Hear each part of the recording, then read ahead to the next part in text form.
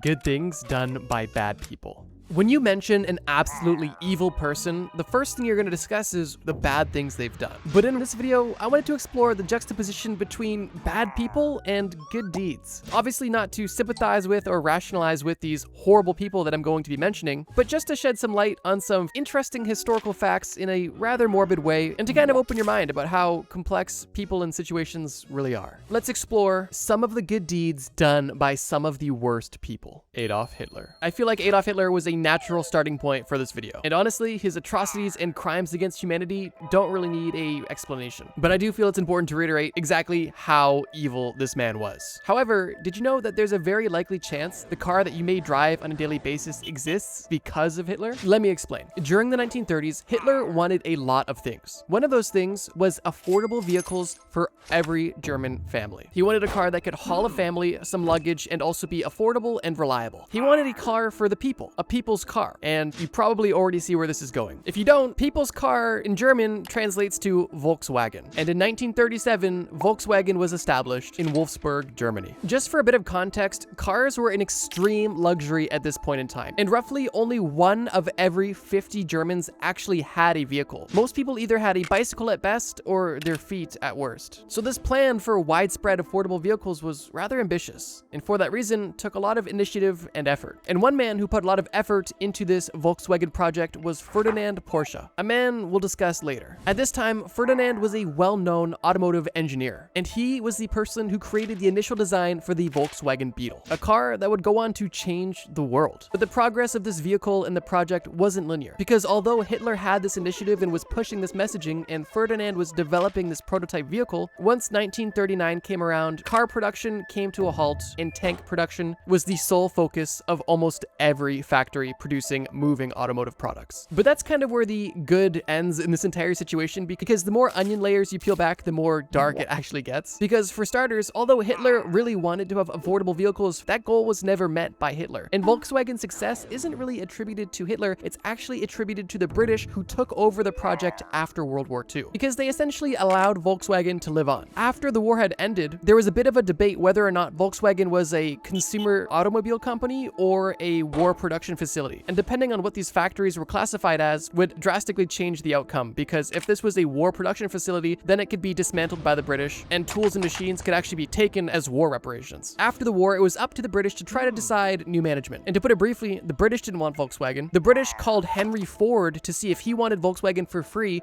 He didn't want Volkswagen. And because nobody really wanted Volkswagen, a man named Heinrich Nordhoff, who was a German engineer, had the opportunity to rebuild the brand with the ambitious plan. And while there was a lot of post-war rules around German production, as far as Volkswagen is concerned, the rest is history. And the Volkswagen Beetle was a massive success, and Volkswagen is a car manufacturer, and the Volkswagen Group are massive entities to this day. And if you want a bit of a morbid laugh, go to the Volkswagen wiki page. It takes about 1 scroll to start seeing pictures of Hitler. But like I said, it's not all sunshine and rainbows, because when the initial Volkswagen project was happening, the Nazis didn't hire just anybody to build these concept cars. No, they used slave labor. And it's reported that the Nazis used over 15,000 slaves from different concentration camps to provide the manpower for the People's Car project. You know you're an evil person when even one of the best things that people can attribute to you is still shrouded in just darkness and abuse. If nothing else, you'll likely be looking at Volkswagen just a little bit differently from now on. Ferdinand Porsche. I wanted to give Ferdinand his own section just to not overcrowd the first section, but I will keep this one a bit brief. Ferdinand Porsche wasn't on Hitler levels of horrible, but he was very involved in the German war effort during World War II. Ferdinand was directly involved in the production of the advanced tanks that the Germans had during World War II, and on top of tanks, he also helped design and engineer their bomber planes as well. And because of all of the engineering efforts that Ferdinand had given, he was a member of the Nazi Party and an honorary Oberfuhrer in the SS, which is basically just a military ranking within the Nazi Party. I would argue it's fair to say that those qualifications are worthy of putting you in the bad person category. And for that reason, I wanted to mention him, because although he helped develop the planes and tanks that killed millions of people, including civilians, he did develop the Volkswagen Beetle, but even more notably, nearly 35 years before he developed the Volkswagen Beetle, Ferdinand and a colleague developed the first gasoline-electric hybrid vehicle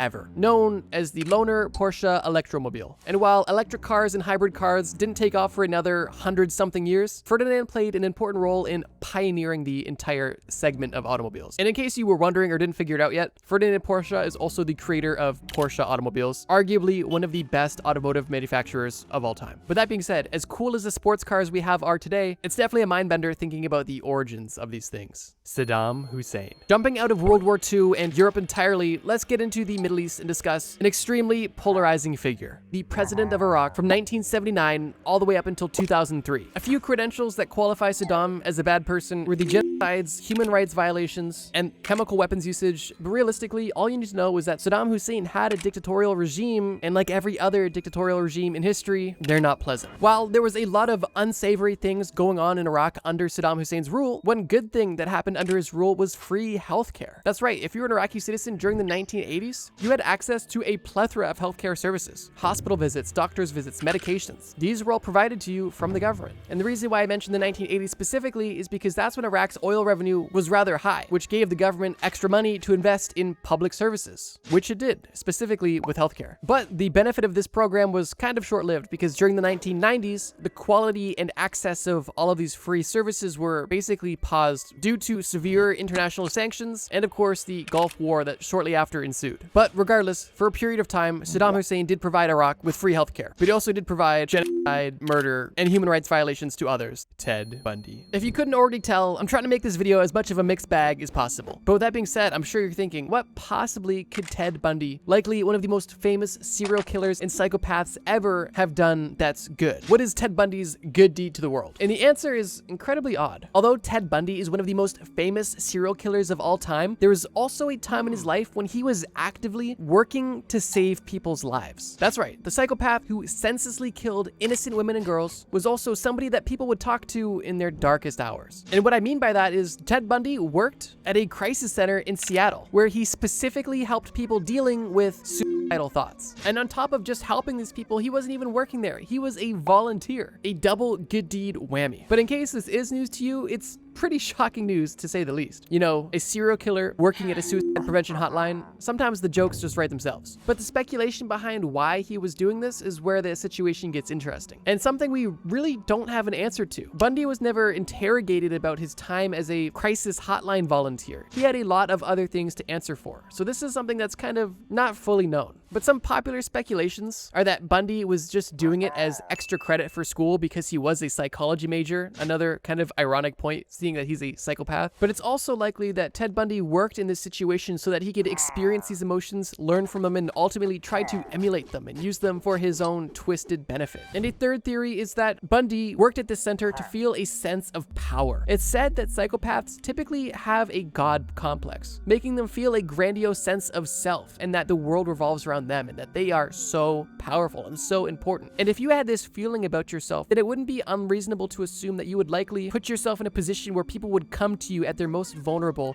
and essentially put their life in your hands. Even if they were potentially helping the other person, they were doing it for their own gain. So yeah, at one point in his life, one of the most notorious serial killers ever actually prevented people from ending their lives. And I'm curious, what do you think Ted Bundy's motives were for working in this position? Did he want to look inconspicuous? Did he want to learn about human emotion? Did he want to feel like he was in control? Or was he just looking for extra credit in school? I have no idea, but they're all likely considerations. And while we're on the topic of notorious serial killers, let's just get this one out of the way. John Wayne Gacy. Gacy is another one of the most notorious serial killers from America. And he's also another example of somebody living a pretty disturbing double life. Because to most, he seemed like a local member of the community. He appeared to have a successful contracting business, he was active in politics locally, and he was also well liked in the community for reasons we'll get into. But when nobody was looking and Gacy was alone with a victim, there was a twisted side that revealed itself. That specifically involved the torture, rape, and murder of at least 33 young boys and men, most of which he buried beneath his own home. But as I mentioned, every coin has two sides. And when Gacy wasn't ruining the lives of young boys and destroying families for generations to come, he would occasionally do things that would be considered actually good, most notably dressing up as Pogo the Clown and volunteering at children's hospitals and local events to bring cheer to children, which is obviously extremely eerie knowing what he actually brought to children. And on top of acting as a clown Clown and others' events, he would also organize his own events, specifically neighborhood block parties, with food, drink, entertainment, anything you would want in a block party. And ironically, his events were typically attended by members of law enforcement, which once again only makes the reality of the situation that much darker. Similar to Ted Bundy, John Wayne Gacy was a killer hidden in plain sight, and truly a wolf in sheep's clothing. And while putting on events for your community and trying to bring joy to those in worse positions than yourself is definitely a noble pursuit, when you are doing so in order to find your next victim or to simply make yourself look less conspicuous, then you're almost not even a bad person doing good things. You're just a bad person pretending to do good things. It's so eerie to think that there are young boys and men that had completely opposite experiences with Pogo the Clown and Gacy. Some boys met Gacy and got a balloon animal, and some boys met Gacy and never saw their family again. And for that reason, it's hard to associate anything good with this person, much like every person on this list.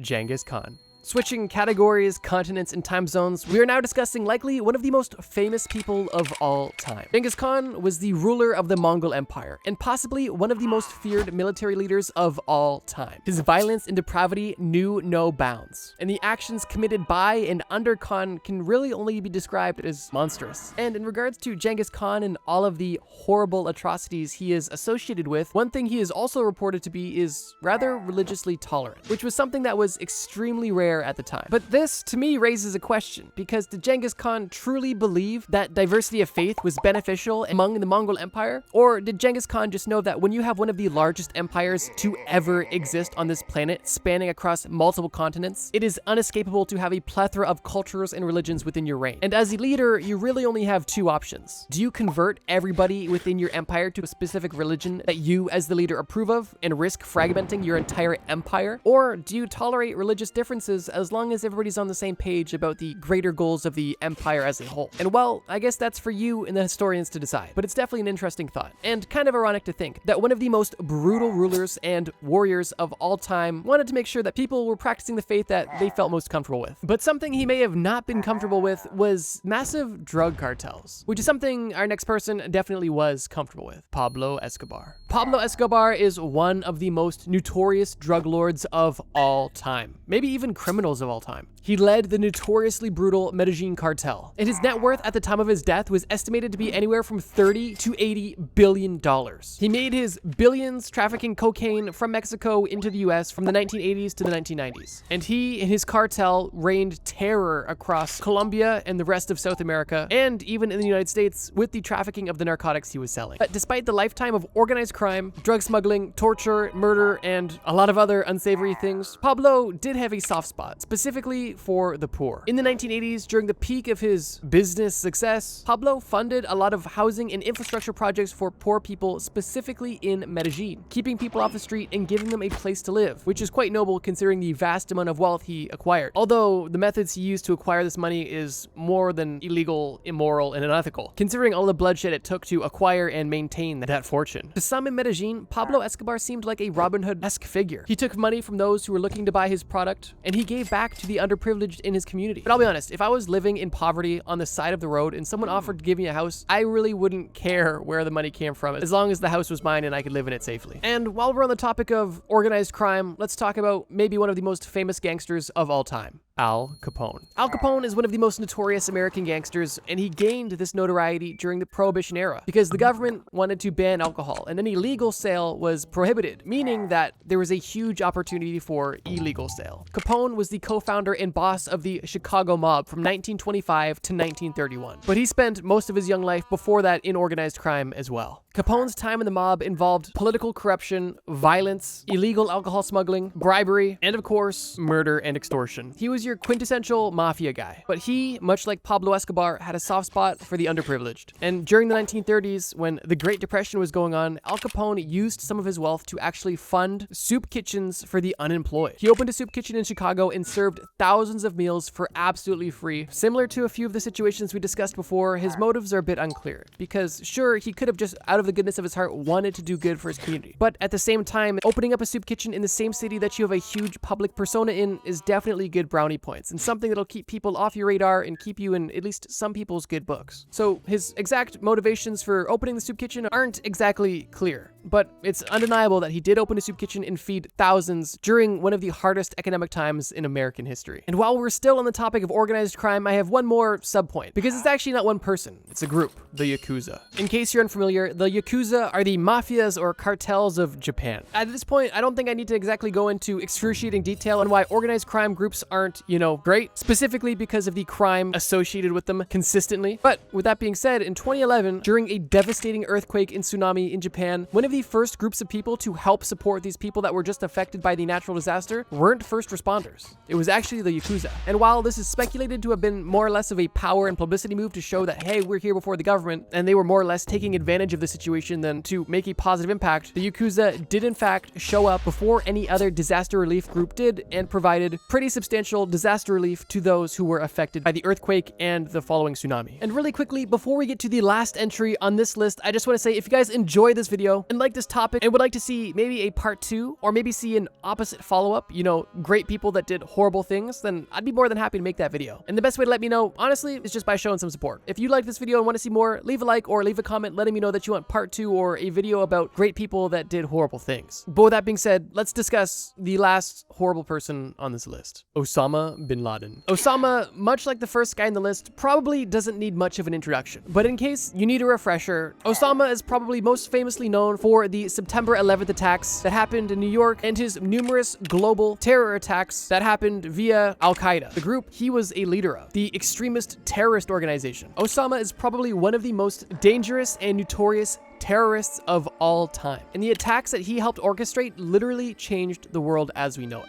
But like everybody on this list, there are a few good things they have done. Specifically, in Osama's case, it is reported that he funded the construction of important infrastructure in countries like Sudan and Afghanistan, specifically roads, schools, and hospitals. But once again, it's highly speculated that these were more or less of a chess move rather than a selfless philanthropic move. Osama also had a copy of Super Mario Bros. On his computer, a video called Funny Cat 4, and there's even a video of him singing Lady Gaga's Poker Face. Crazy to think that this is the guy that, changed the world forever. And I guess the point of this video is just to highlight the sheer complexity of people and situations. And while obviously nobody on this list is redeemed by any means because of these few good deeds that they did, it is interesting to talk about the things that nobody talks about. And I don't think that it's wrong or dangerous or bad to state facts. Hopefully from this video, you learned something new, satisfied your morbid curiosity, and maybe enjoyed a bit of a mind bender, because it really is tough trying to associate, positive things with some of the world's most evil people ever. But it just goes to show, people are complicated, and you can stack up a lot of good deeds to ultimately create a horrible situation. Like, you could give all of your friends cookies, and you'd be a great person, you gave all your friends cookies. But if you gave all your friends poisoned cookies and it killed them all and your goal was to kill them,